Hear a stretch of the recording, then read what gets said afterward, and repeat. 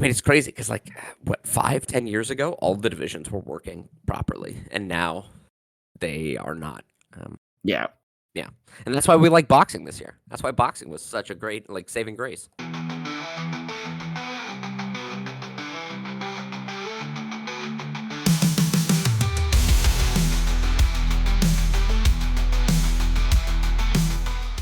All right, welcome to episode 2 Fight Fans, where we talk about all things in combat sports. I'm One Fight Fan Colin. And I'm the other Stewart. All right, and today is our Thanksgiving episode. We are saying things that we're thankful for that happened this year in combat sports, and 3 things we hope to be thankful for this time next year. And if we're still doing this, we'll revisit this episode. So, I tell you, it's trying to find 6 things to be thankful for with combat sports is actually a lot harder than you think. yes, Especially that, this year. that's the thing. Mine are like pretty broad, and I think these are kind of like a foreshadow of what we'll talk about for like our end of the year like awards or whatever. Yeah, makes sense. All Well, right. then why don't you kick it off? Kick it off with the first thing you are thankful for 2024. Okay.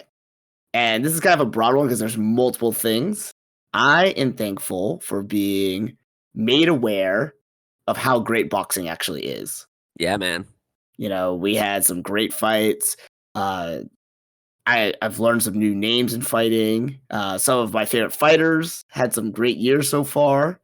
But in particular, there's 2 big things with boxing that I'm really thankful for. Usyk and Fury. Yeah. Super happy that happened. And this had, and actually, this is more one of my future ones. I'll save that for later on. But yeah, I'm super, and just like the caliber of boxing and the fact that we have so many people like unifying belts and doing these things that have like never been done before in their weight classes. Like, it's a very unique time to get back into boxing. So I am very thankful. Yeah, it's been a great that was one of mine as well. Thankful this Good. year just for the state of boxing as it is. We've been kind of going through, and we've talked about it kind of at length. We've gone through kind of a renaissance in boxing, especially at the heavier weight classes over the past 3 years. It's like it hasn't been as good a time to being a boxing fan since the kind of Mayweather Pacquiao heyday as it is right now. One of the things we have to nod to in that is the Saudi Arabian Sovereign Wealth Fund having a massive PR campaign trying to get to the world to think of Saudi Arabia as a fun tourist destination. And that is why all of these boxing matches are made. So I don't like, it's hard because I'm thankful that boxing is looking so healthy and the fights are being made. But I'm not necessarily thankful that Saudi Arabia has come in and basically monopolized the sport. It is interesting because we as fans are reaping the benefit, but I am a little worried. Saudi Arabia is still taking bone saws to American journalists. And B, what happens when they decide to just not invest in boxing anymore? You know? That's a little. So I guess right now we're eating good, so let's just keep eating good. But let's not totally put the blinders on. I'm not saying you and me. I'm saying the 3 people that are listening. Don't put the blinders on because all of this could go away instantly without Saudi money. It could be rough. But boxing was great this year. Continues to be great. We still have Usyk Fury 2 in a way is fighting on New Year's Eve. And then I think another, I'm not sure if it's Saudi related money, but Benavidez versus Morrell at light heavyweight. That's going to be an action fight in February. That's going to be phenomenal. So we still have some good boxing to go. Yeah. Boxing, man. All right. Good stuff. All right. So that was our first one. What's another one that you've got? Yeah, this one I think probably will be on both of our lists. And I'm surprised it wasn't the first one you said. You got to be thankful, not only as fans, but as the UFC for Alex Pereira. Yep, yeah, exactly. Man. Saving 3 cards overall. I guess not saving, but ending up headlining at least one of 3 cards in UFC 300, saving the UFC 303 after Conor McGregor pulled out. and then saving the Salt Lake City card with a short notice fight. We also have to give props to his opponents, Yuri Prochazka, Jamal Hill, and Khalil Roundtree for stepping in on short notice against Alex Pereira, Yep. which we're giving props to Alex Pereira for taking fights on short notice, but those dudes are going in against Alex Pereira on short notice. That's crazy. Yeah. But without him, I mean, he has been the MVP fighter of the year. He has kept all of his fights have been engaging, exciting. He's kind of built his aura and mystique through these fights. And without them, 300, 303, and is it 306, 307? 7, I think. Yeah, would not have had a main event. And at least for 2 of those, the main event kind of saved the card overall. So that's you got to be thankful for Alex Pereira, especially because he's the oldest champion active on the roster. I know John Jones believes that he himself is the oldest champion, but I worry John Jones doesn't know what his actual birth date is because it's actually Alex Pereira who's older, which means he's probably not going to be around much longer. Much like these fun boxing matches and the state of boxing, there is going to be an inevitable decline once Alex Pereira takes a loss and exit the sport. So enjoy Alex while you can, especially because 2024 with Poetan, it was a good one. Yeah, and aside from like building the mystique and saving cards with Alex Pereira, just very broadly, he also made like the light heavyweight division watchable for me. Like, well, he I made guess himself relevant. watchable. Yes. So that's like, think about it. Like before this year, I really didn't care about the light heavyweight division. There's no one that I was watching. I was like, yeah, I like this. Yeah, like I'm excited. But now when Alex Pereira fights, me, big fanboy over here. Like I'm definitely watching. I'm definitely tuning in. So. Well, and it's crazy because was it November of last year? Was the Madison Square Garden event where he lost the title to Izzy? Yeah. And now we just had the Madison Square Garden event for this year, and he is on his 3rd title defense. Like this is crazy. Yeah, talk about like a very reversal of like, and back then too, I was very much like pro Izzy and like whatever Alex Pereira, but now I'm like definitely on the Alex Pereira train. So damn, you just be a flip flopper, just jumping around, hopping on bandwagons. That's what I do, bandwagon to bandwagon, baby. You gotta stick with like your classics. You gotta be like Jim Miller, Clay Guida, Ride or Die, and then every time you watch them get smashed, you gotta be like, my heart hurts. No, he has been like truly. I think like we keep alluding to this. He is the MVP of this year for MMA. Mm-hmm. Without him, like 300, I guess 300 maintains that BMF fight, which is phenomenal. But 303 basically is not a very has nothing. And then that Salt Lake City card, that card sucked ass until that main event with him and Caleb.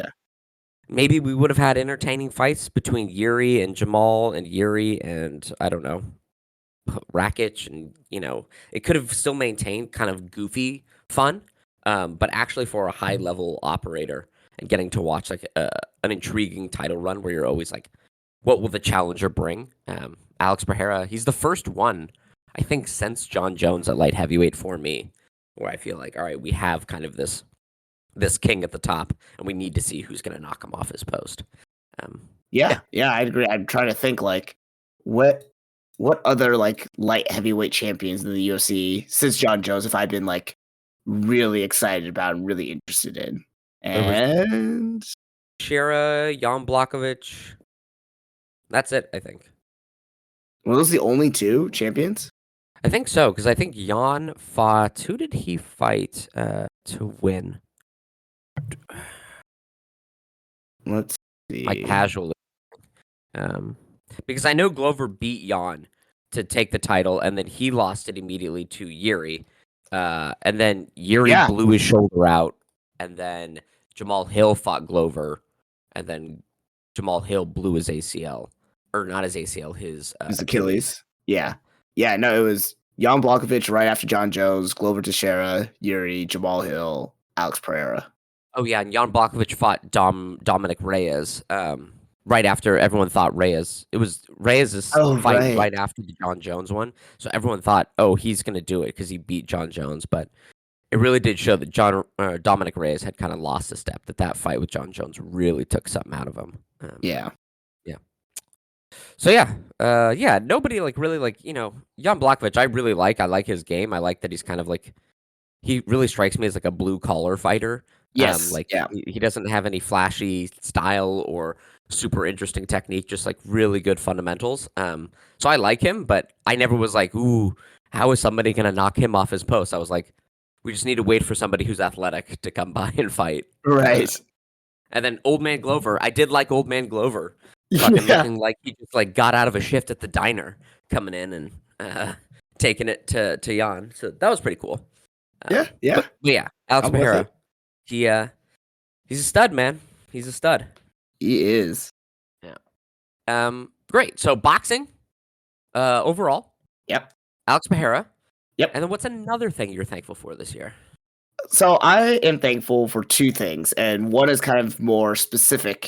There's a broader category to this, and one thing that I am specifically thankful of.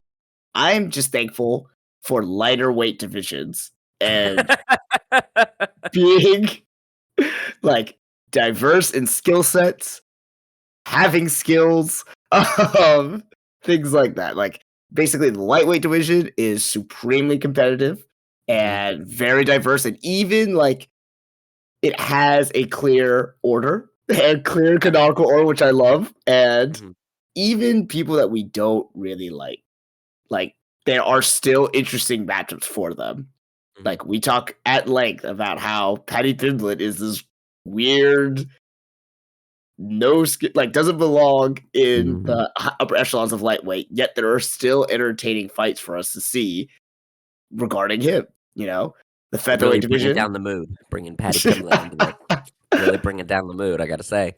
I'm just saying, even with him, I'm still thankful. You know, featherweight division. You know, division of kings, as we've said before. Bantamweight has kind of been flipped on its head. You know, in like a good way as well. And flyweight is flyweight. I'm excited for some of these new up and comers that might potentially challenge Pantoja for the title, and we still have the end of the year card that will perhaps crown a new champion in flyweight.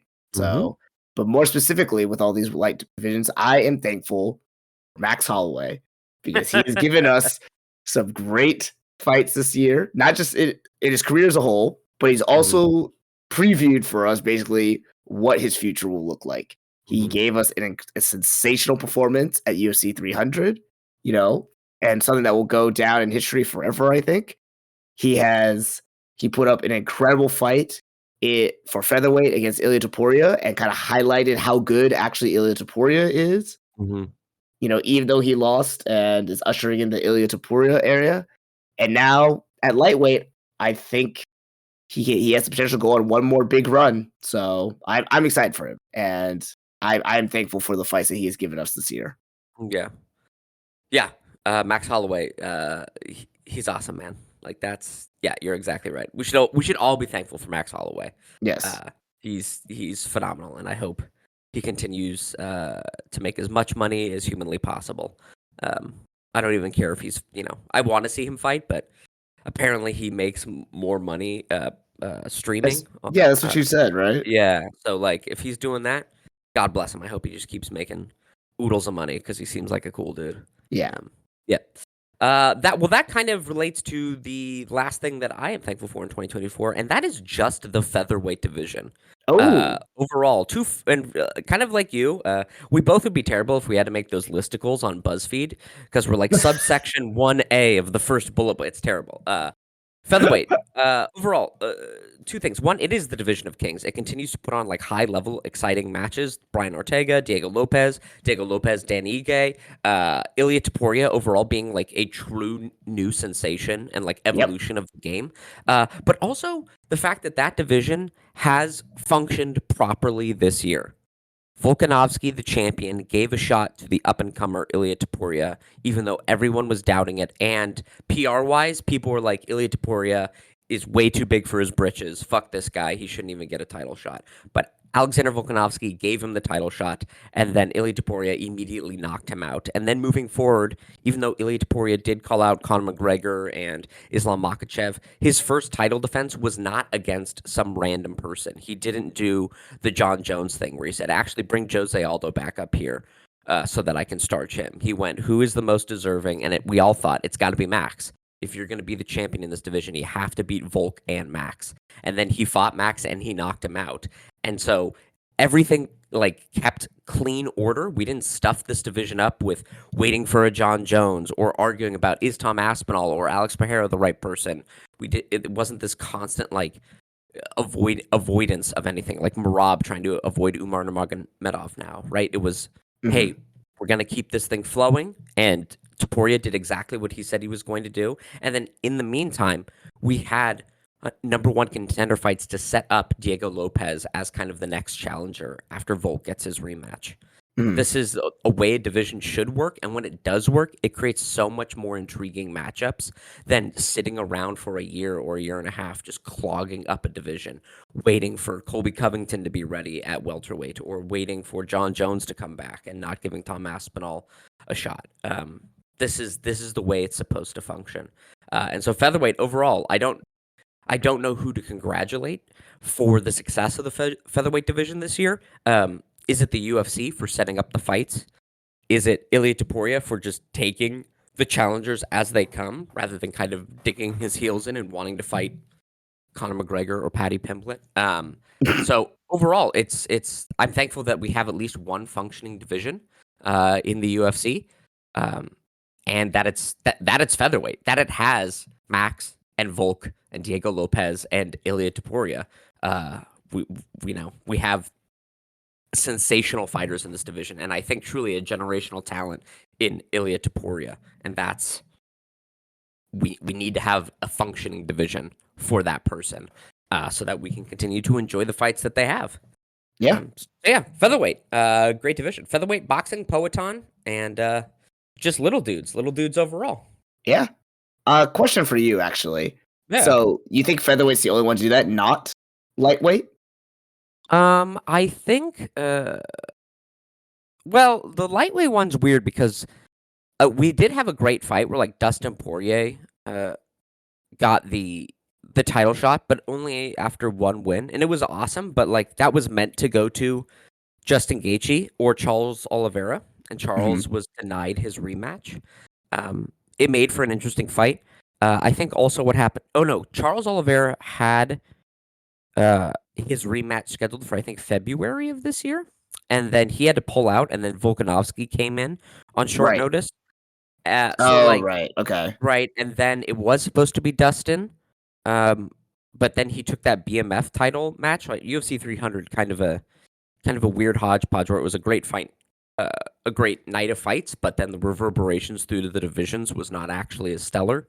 Right. It was supposed to be Justin, but then he lost, and so then it went to Dustin, who had just been knocked out by him. He did come back and beat Benoit Saint-Denis, but the question is like, why not give it to Charles? Because he had that fight already kind of lined up. And then it does sound like they are going to make this Arman Tsarukyan fight. But it had been essentially delayed because Islam wanted to get surgery on his hand before fighting Arman, but he said he would be willing to take a different fight other than Arman before the surgery, right? So there was some question of like, hey, are you just trying to pad out your record a little bit? Not your record, but like just take a fight that's easier. So it hasn't been functioning as well as I think it should be, right? Because it should have been Charles Oliveira. I love Dustin Poirier. I'm so glad he got that title shot and had that like big send off fight. But it'd been Charles Oliveira. It should have been probably Justin Gaethje, or it probably just should have been Arman Tsarukyan. He is the kind of like real clear challenger for Islam Makhachev.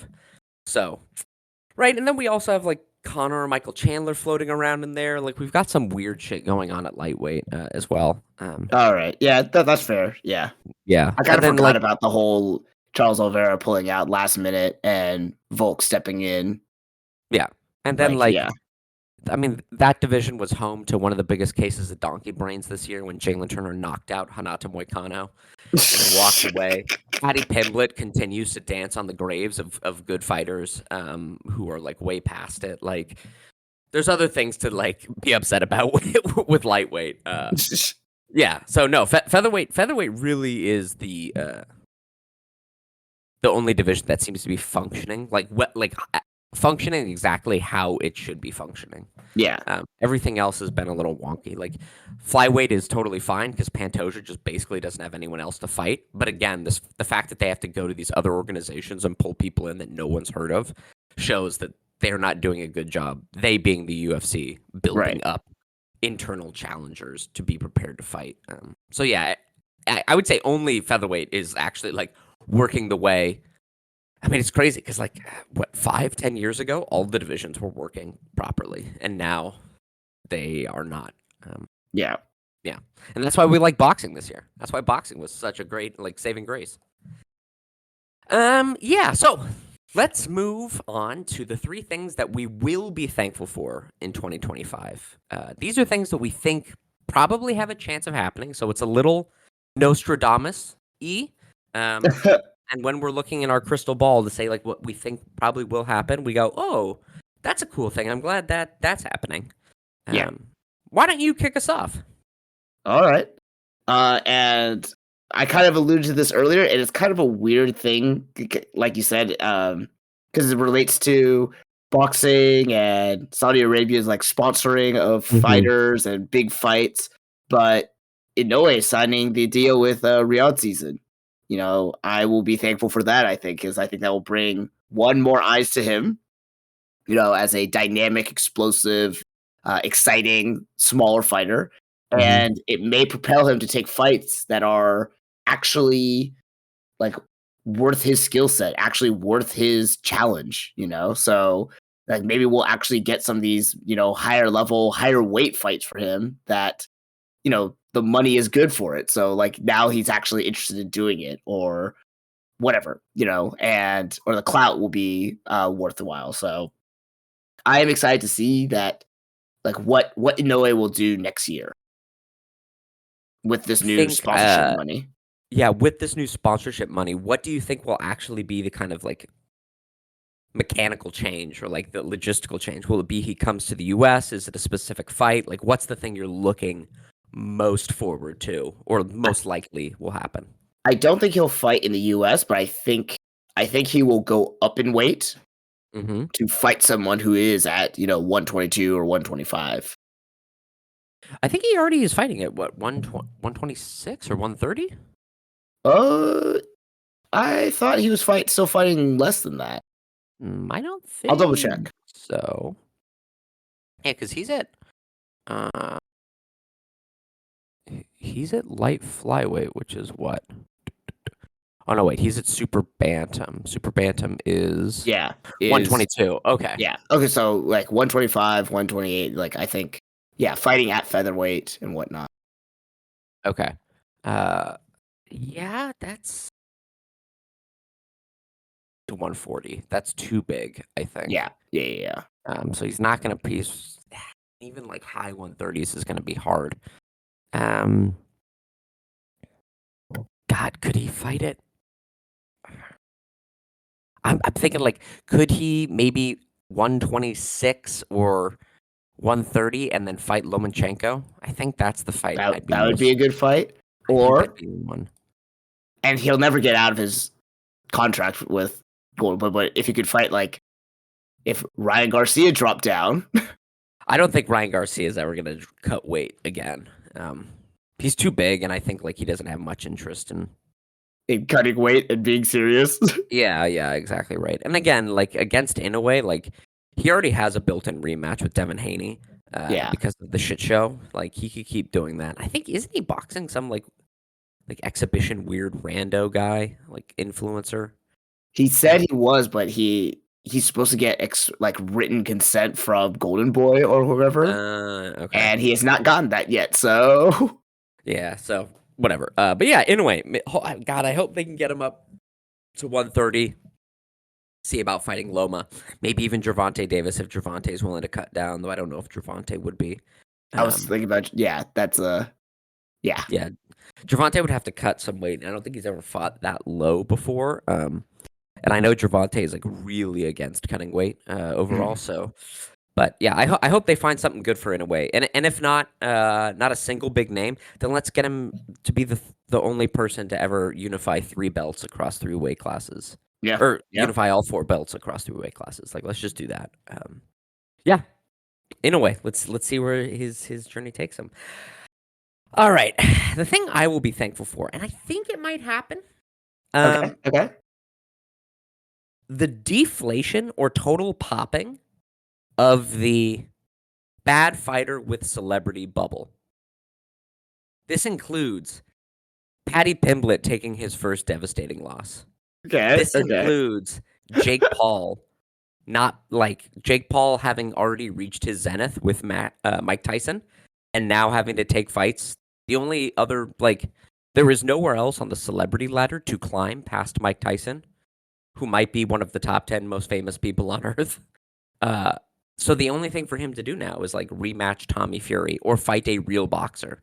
And I think there was enough sour taste left in everyone's mouth from that Mike Tyson fight that he might be able to pull one more scam or two. But I think by the end of 2025, he'll have been deflated or lose again, and it'll be clear like there's not much more gonna happen.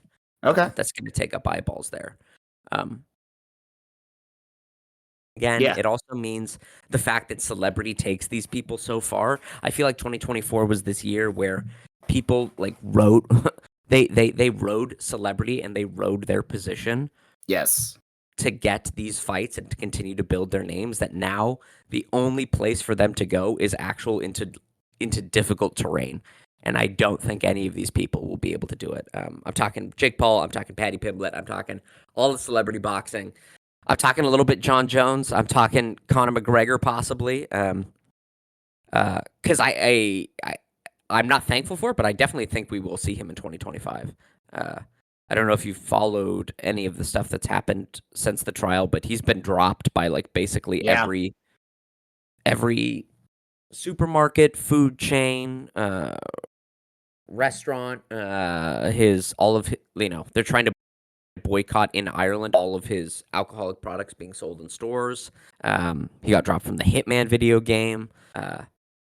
He's not that he'll be hurting for money, but I assume that'll probably quicken his return to the octagon. Mm. But he's probably gonna get squashed, and so I think I will be thankful to watch Paddy Pimblett and Jake Paul, possibly John Jones against Tom Aspinall. Any other kind of Ryan Garcia probably continuing to implode. Like all of these people who have like really built their names off of kind of pulling a fast one on the audience. Yeah. Yeah. I think that kind of comes to an end in 2025. Okay. Okay. Yeah. So I'm thankful for that because Yeah. Sure. yeah, like I can't keep watching these fools. I can't keep talking about them, and I can't keep hearing people being like, no, Mike Tyson will beat Jake Paul. No, Conor McGregor actually is just as good as he was in 2015. Mhm. No, Paddy Pimblett could fight for the title. I'm like, I can't keep hearing this shit. Yeah. I need it to end. I need it to end now. Yeah. So that's my first prediction. What about you? Well, I had my first one. Yeah. Yeah. What's your second? What's my second? My second is, and I am hopeful. I'm hopeful that we have a shakeup at flyweight. Whether that means Kaya Sakura comes in, and becomes the first Japanese champion. Josh Fan, makes his way up a little bit, or Tatsuro Taira makes a little comeback, after his first career loss. And let's not forget also like Kai Kara France coming in, or any one of these other, not necessarily more established, but just more known fighters maybe make another push and just kind of shakes things up at flyweight and makes it exciting. I mean, even more exciting, more dynamic than what it's been lately. So I think there will be some sort of change in the flyweight division by this time next year. Yeah, hopefully it will be it will be kind of at the state that featherweight is at, right? We can get like a healthy division because we have it's We have the ability talent. Yeah. yeah, its ability to produce challengers too, and like ranked challengers that we understand. Like probably this person should get a shot. Probably this person needs another fight. Yep. We have all of the challengers. The issue is Pantoja's just fought them all multiple times. Yep. So yeah, we do kind of need a cleansing. We need a DDP brush fire to come through and wipe out the old. Yeah, hopefully we should. Yeah, I'm fingers crossed for Kaya. I don't know if he's the guy, but I mean, eventually Pantoja's the wheels got to fall off Pantoja, right? Like he's taken so much damage in all these fights. Yeah. That eventually it's just gonna stop working. Yeah, but hopefully, and if not, if he beats Kaya again, like fuck it, move him up to 135. Let's see if he can go double champ status. Yeah. Let's do something. Yeah. You're very hopeful. I don't know if that's gonna happen in 2025. But, I know. This is pie in the skies talk right now. Yeah. Well, for mine, I'm gonna move up quite a few divisions. I'm gonna say 185. I am excited to see DDP cement himself as possibly the best resume at 185 when he beats Sean Strickland and then beats Hamzat Chimaev. Mostly because I think it'll be the funniest shit ever. But You'll yeah. actually be thankful for that? Yeah, like I think I will. I think just letting chaos reign. I'm like, good. Let's just do that. Oh Yeah. my god. Yeah, because I think those are probably the two fights that'll happen, and I think he's gonna do it, and I think that'll be fun. That'll be fun. Yeah. All right. Yeah, I can see that. I mean, we've talked about DDP being this like weird freak of nature, and like, Yeah. and it is crazy that on paper he may have like the most like decorated resume after Anderson Silva. Like it's wild. It's wild. Yeah. Yeah. So that's my number 2 or 3. Your 2, yeah. All right, give me your last. What's the last thing you hope to be thankful for at this time next year? Kind of like you said with flyweight, I'm hopeful that featherweight, we still have Leon Edwards, Colby Covington, Kamaru Usman floating around in the top 5, clogging up the top of that division. This real kind of like old guard that probably will for a title ever again. I'm excited for that kind of that old brush to be cleared out. I think Shavkat Rakhmonov is going to kind of burn through it, and then there are new matchups with Sean Brady and Jack Della Maddalena. We have Carlos Freitas in that division. We have up and comers that I want to see them start taking out the Colby Covingtons, the Kamaru Usmans, the Gilbert Burnses. Like let's just kind of let's move past that era of the division, which I know everyone is nostalgic for from like 2019 and 2020 when a lot of these new fans first started watching, and it was Kamaru and Jorge Masvidal and Colby, and it's like, but it's 2025 now, right? Like we technically should be exiting the kind of that COVID boom of all these new people, and if it's a 5-year turnover, we're about to hit the new state of fans. So let's clear out the old from welterweight, and I think we're really close, right? Colby is fighting Joaquin Buckley. Kamaru, I don't know if he's ever really going to challenge again. We've got Shavkat and Gary. One of them will be fighting Bilal. And like I don't know what's going to happen with Leon Edwards, but he's probably got to try to go through a Sean Brady or a Jack Della Maddalena or a Carlos Freitas or somebody new. So I'm excited by the end of 2025 to have welterweight finally return to the kind of healthy division. Okay. Like featherweight. Because I can't keep watching Colby, and I can't keep talking about people being like, well, what if Kamaru comes back and fights this person? It's like, dude, he's got no knees. His title reign has been over for a little while. Like he's got let it be. Let it be, right? Let's be more interested in these young fighters who are under 30 who are looking phenomenal. That's where I'm at. So hopefully, I'm more hopeful that welterweight is most likely to be the division that becomes kind of sorted out. And if Islam does beat Arman, he says he wants to move up and do like a Shavkat Rakhmonov Islam Makhachev fight. Yeah, sign me the fuck up for that. That sounds so cool. That would be a wild fight. Yeah, Yeah. So I think welterweight's most likely to kind of enter that healthy stage. Okay. Okay. Yeah. I gotta say though, like a sneaky fourth one. Uh, hopefully Ilia Topuria fights in the Bernabeu in Spain. I Okay. think that would Okay. be fucking awesome. I won't attend in person, but to see a giant soccer stadium filled with fans, especially because Ilia Topuria might be like the most popular fighter that we have on the roster. We just don't see it as much because almost all of his fans are in Spain. Yeah. Uh, that would be cool to see all of them there cheering him on. Yeah. That would be Yeah, really that would be quite the event to have. yeah, and I know Dana probably won't do it because Yeah. Dana hates fun. But yeah, like I think that would be fun and that would be cool. All right, what's your last one, dude? There's All right. construction like behind my house, and it sounds like bombs are going off. Jeez. It's I fucking can't hear anything. So, okay. That's but good. Yeah, yeah. So I got a couple like kind of random weird ones. But now that you've mentioned welterweight returning to like you know, a clear like contender and clear champion status, like that I didn't even think about that, but that is definitely something that I would look forward to.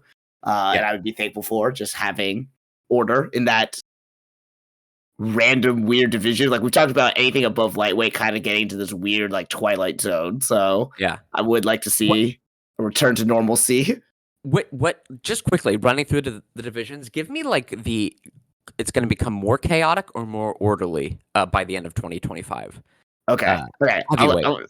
I think it's funnier to go from light to heavy. Okay. Like, okay, Okay. so Flyweight. flyweight, I think will be like we said, there might be some change ups, but it will make sense. It's not going to be like chaotic, but there will be change ups. So in the Okay. fact that there's actual change, then yes, Well, okay. but it will make sense in the order. It won't be like a random upset. Let me say, Got like it. like Ilia Topuria, like usurping Volk this past year, like no one really expected that. But now that we have like I did. hindsight, it makes sense. You know? Okay, I picked Taporia. you did. I did Yeah. not. I was I like, did. who is this guy? Whatever. Volk's gonna make Yeah. like short work of him. You know? Sleeping on him. Sleeping on him. Because what was Topuria ranked when he fought Volk? Like, He was in the top 5 because he had just beaten Josh Emmett, and Josh Emmett had fought. I think Josh Emmett was like 4 or 5 because he had just come off the fight against uh, uh, Yair Rodriguez, right? And then okay, he lost to Yair. Yair fought Volk, and then Josh Emmett fought Taporia. okay, okay. Yair Rodriguez, what the fuck happened to that guy? Where's he been at? Yeah, Okay, we're getting off track. Okay, yeah. so more orderly with flyweight, bantamweight. Yes, bantamweight. I think Marab is going to stay. I think he's going to have a year where he's just kind of the dominant champion. That's crazy. Umar Nurmagomedov is going to take the belt from Marab. You think they'll actually fight? Well, see, here's the thing. I think that's why Yeah, it becomes less orderly and more chaotic is because it's just going to be a clusterfuck at the top. Okay. Right? Like Marab not fighting Umar, or if Umar does fight, right, he has Ramadan, so then it cuts like a bunch of stuff, Right. time out of the calendar where he can't fight, and then does Piotr Jan get the rematch? Does it Sean O'Malley? Is it like, what's going to happen? Sean O'Malley has been talking about possibly going up and fighting Ilia Topuria. Like, it's going to cause, I think it's going to become more chaotic, mostly because it's just going to become a pretty, like, clusterfuck of a division. Mm-hmm. But yeah, featherweight. May he reign, Ilia Topuria. He's going to stay there. Yeah, I think, I think you're right. It's the wheels are turning on that division, and it's smooth sailing. Yeah. All right, lightweight. I think Islam will stay up top, and if he decides to stay as champion after Arman, like some of these guys will have a shot, like one more shot, like Charles Oliveira or someone. They might get one more shot at the crown before either Islam retires or decides to move up to welterweight. Now, what about like all of these kind of aging fighters that we know are planning on retiring soon and are looking primarily for fun fights? Right, we have Max, possibly Charles. We definitely have Dustin Poirier. We have Justin Gaethje, and we've got Michael Chandler and possibly Conor McGregor. All of them are kind of like not actually in the queue for a title. They're just Well, fun fights. I think Charles is pretty out of all of them so far. Yeah. Charles is probably the highest one Uh-huh. in the queue because all of them right now are pretty much like right behind Islam.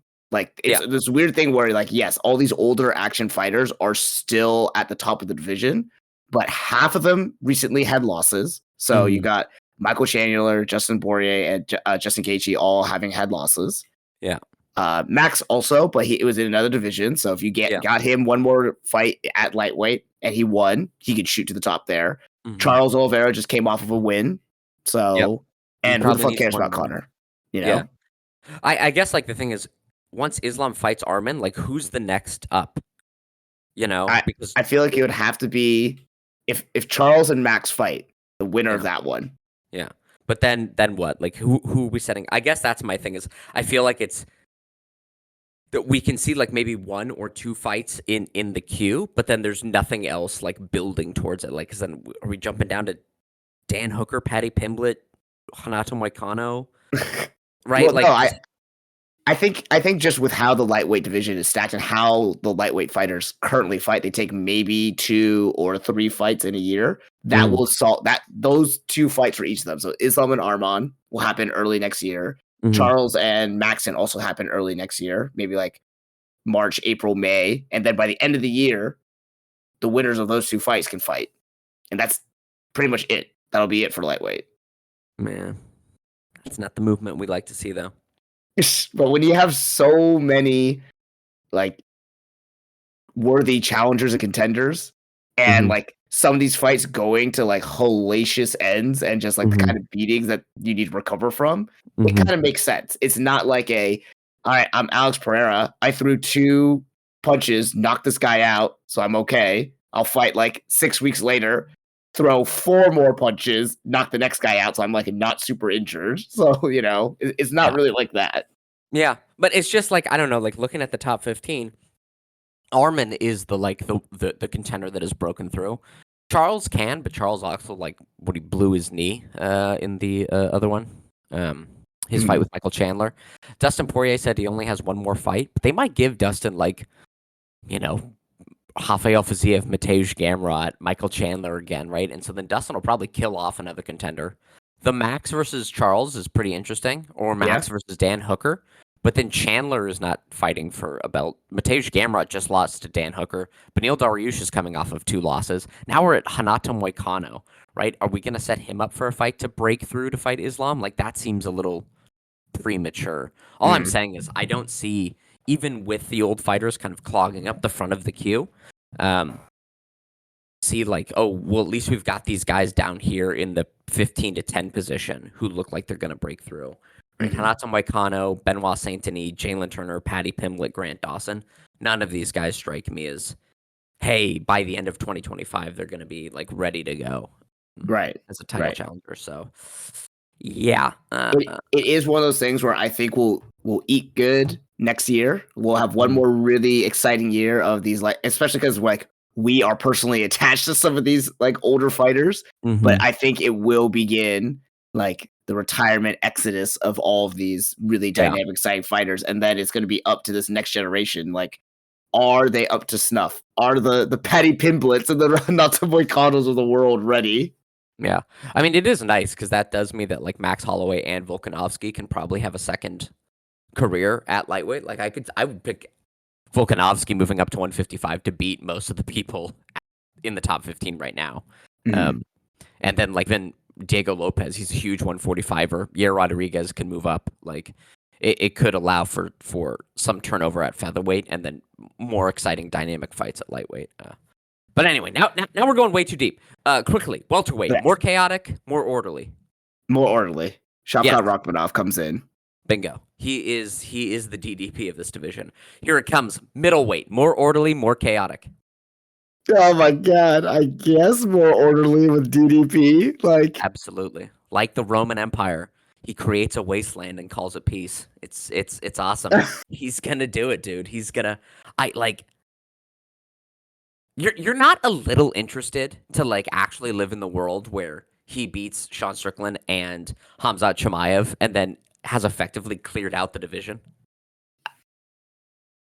Interested in a like weird, like gross way where it's kind of like when you're interested in figuring out like how is this food actually made? Yeah. And yeah, it's like yeah, I don't know. No.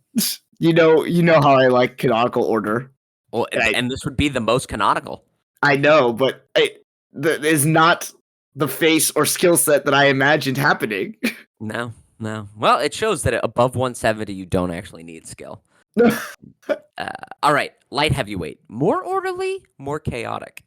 It'll stay the same with Alex Pereira just kind of reigning on top. But Interesting. and this also goes with one of my hopefuls. I don't really think it's going to happen, but there's the possibility of it happening. Mm-hmm. Of Alex Pereira moving up to heavyweight and possibly becoming the first 3 division champion. Like that, I would be thankful for because it would just be like cool. an incredible historical event. Yeah. I do wonder, they're matching Yuri and Jamal early next year. Yeah. I do wonder if, depending on how the John Jones negotiations go, if they move Alex Pereira up and then Ankalaev fighting the winner of Yuri and Jamal for the interim title, depending on what happens. So I actually think it's going to become more chaotic again, just like more of a clusterfuck at the top, less of an understanding of who is then the next challenger. Because you have Jan Blachowicz floating out there who hasn't fought since he lost to Alex Pereira before Alex Pereira was even champion. Yeah, We have Khalil Roundtree, but he needs to like recover and like we need to see what he looks like. And then it's Carlos Olberg. It's like, yeah, who like there's not a crop of like real contenders. Because Rakic is he's coming off of a loss as well to Ankalaev. Yeah. So it's like there is really only one more matchup. Yeah, it's and if Alex Pereira and- leaves, it's like there's no matchups, you know? Yeah. Yeah. So I think I think they're gonna fight. I think Pereira and Ankalaev will fight. And you know, I think the Jones and Aspinall, like they're talking like Jones and Aspinall, but I definitely think it's gonna fall through. And then Aspinall will defend against like Cyril Gahn or whatever. And then towards the end of the year, mid to end of the year, I think after Alex Pereira has his win, Tom Aspinall becomes undisputed champion. I think that's when he might move up. Maybe. I do wonder because like if Tom Aspinall doesn't get the John Jones fight, he doesn't get that like transference of star power. Yeah. But if they go, we make this about Alex Pereira moving up and challenging for three titles. We already know Alex Pereira is a huge star.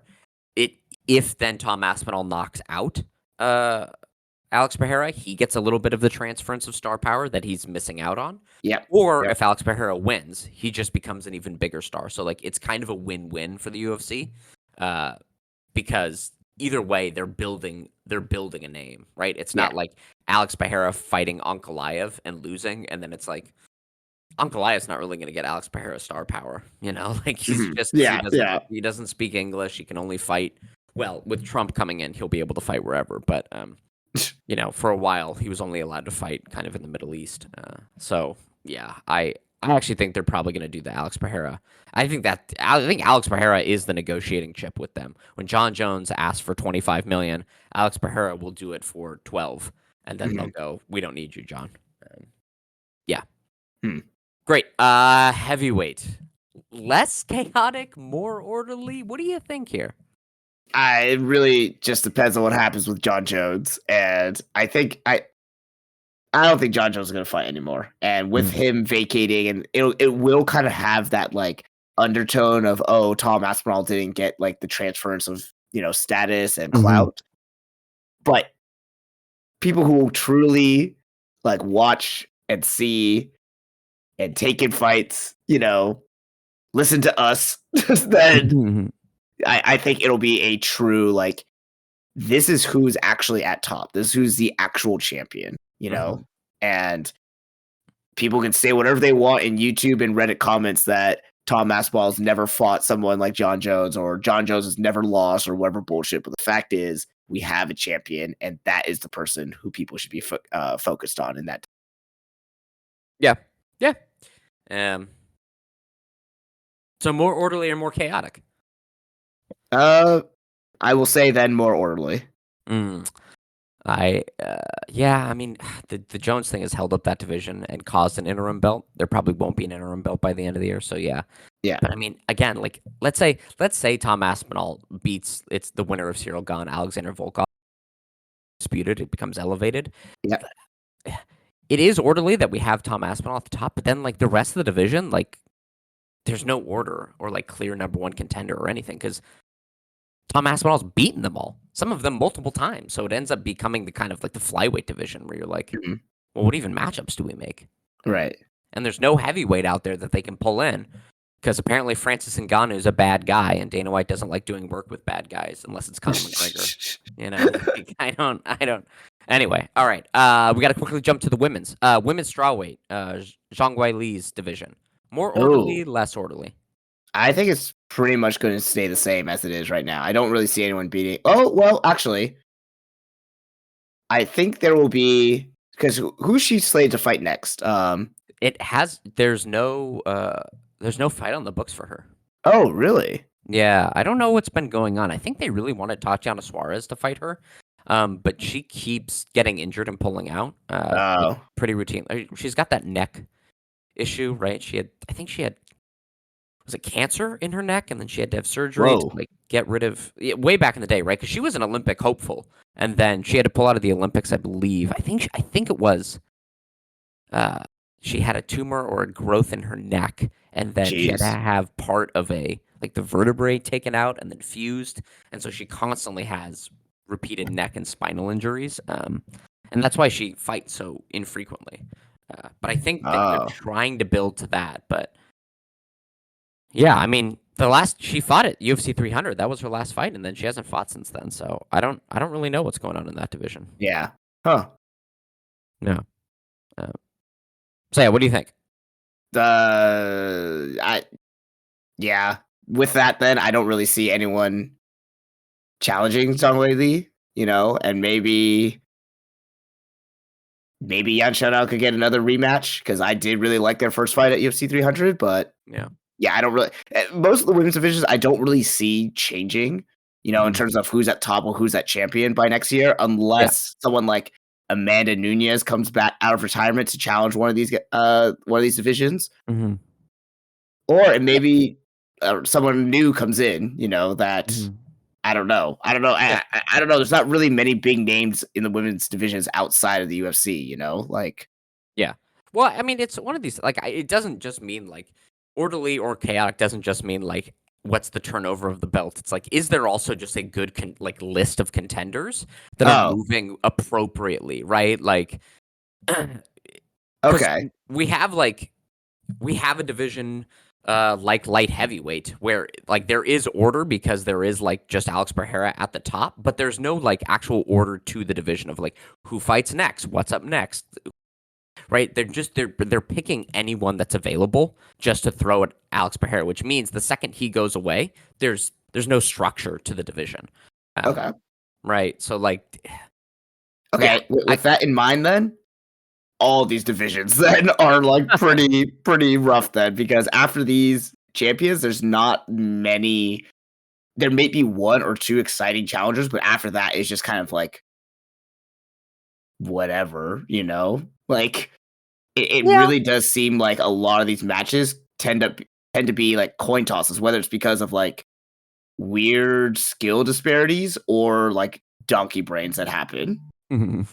Yeah, I mean, I agree with strawweight and bantamweight that that's the case because right there really is only one matchup at bantamweight that's like even interesting, and that's just Kayla Harrison against Yep.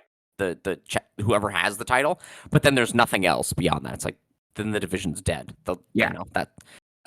But I would say at flyweight, we're pretty good, right? We still have Alexa Grasso, Menon Furo, Aaron Blanchfield, Macy Barber, Natalia Silva.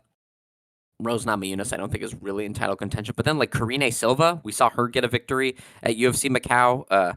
There does seem to be like a nice queue of people who are fresh matchups, who can fight each other, who are skilled, that it might prove out like, hey, this is if Manon Fiorot takes the belt from Valentina Shevchenko, then she fights Erin Blanchfield or Macy Barber. They have a chance of beating her, right? And like we can keep the division moving rather than just having it be what it had been for a while, which was like, hey, Valentina Shevchenko, can you fight this person who's like really terrible and like Mhm. doesn't really matter? So I actually think Flyweight's pretty orderly, and I think Okay. it's gonna keep functioning pretty well. Okay. All right. That's Yeah. fair. Because you can't just have like 3 people in the division and have it function. It doesn't Yeah. work that way, you know. Like Right. Right. more people. Yeah. All right. We got super sidetracked with that. What was the other third thing that you were looking forward to? Oh yeah. I think I kind of alluded to it, but the possibility that Alex Pereira might become a 3 division Oh, okay. champion. Yeah.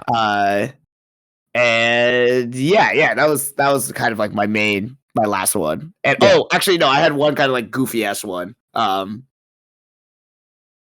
I really hope we either revamp judging in mixed martial arts because either we make more requirements for these judges because they fucking can't see or understand anything, or like even by simplifying the rules that to be like, hey, whoever is damaged more loses that fight. Whoever does the most damage wins the fight.